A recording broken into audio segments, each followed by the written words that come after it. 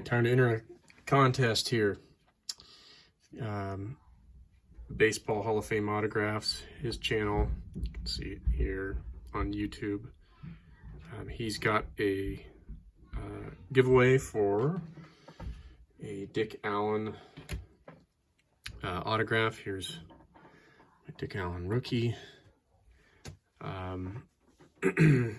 Basically, real quick, the contest is show off a card or autograph or ball, whatever you have of a guy that's not in the Hall of Fame that deserves to be in the Hall of Fame. And he's got a Dick Allen autograph to give away, whoever has the best video. So I like Dick Allen. I was surprised he didn't get in. So I came up with a player that I think should be in the Hall of Fame, and I think he will be up for voting next year. And that player, let's see what we got here. That player is the Crime Dog, Fred McGriff. He has 87 Donruss here. I got another card here too. This is 87 Donruss, the Rookies. This is not his actual rookie card, but it is from that set called the Rookies.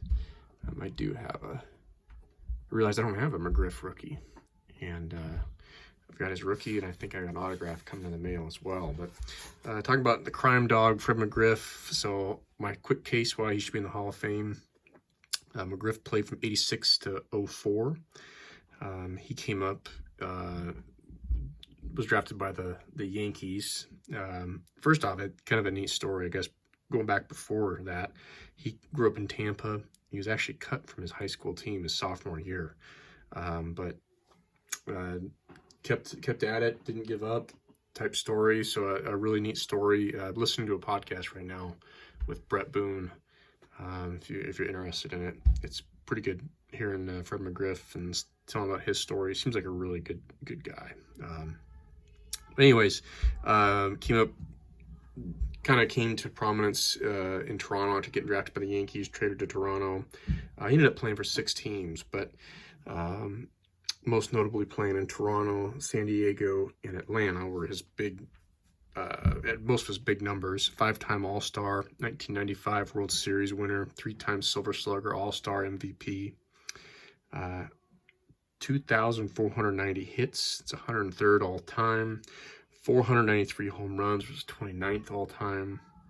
That is the highest number of any. McGriff played in an era when a lot of guys are suspected or have tested positive for PEDs. McGriff, it seems, kind of escaped that. I know it's, we'll probably never know who did or did not use PEDs in that time. Maybe he did. I don't know. But to me, I look at the eyeball test. I like this card, this Donruss card of Fred McGriff. You can just kind of look at Fred McGriff, and then let's check out the guy on the backside. Just saying, there's a little bit of a physical difference here between Fred McGriff and a guy like Jose Canseco. Just saying. But anyways, again, we'll never know. But prolific home run hitter. Yeah, he hit 493 home runs over this span of years. The argument can be made, if not for the 1994 strike, would he have over 500 home runs? Possibly. Again, we'll never know. But 1,550 RBIs, 441 doubles, 284 batting average, led the league in home runs in 89 and 92, and 100 RBIs 8 different times in his career. The fact that he has the amount of All-Star, Silver Sluggers, and lead the league in home runs that he did, to me, is impressive. 7 times in his career, he was in the top 10 in home runs. But this is impressive considering who were his contemporaries at first base in the 90s. It's primarily when he was late 80s and 90s when he was at his peak. But you talk about Mark McGwire, Todd Helton, Don Mattingly, Will Clark, John Oliver, Frank Thomas. I mean, you guys can go through the list of first basemen at that time. But those were his contemporaries that he's competing against in terms of as a first baseman and later as a DH, and starting off as a DH. You can see that, but primarily known, I think, as a first baseman.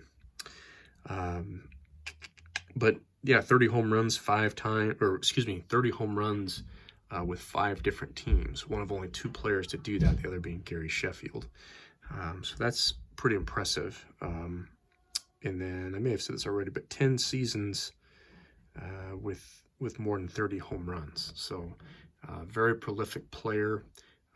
You know, it kind of, you hear multiple arguments for guys getting in the Hall of Fame. You say, some people say, well, they're an accumulator.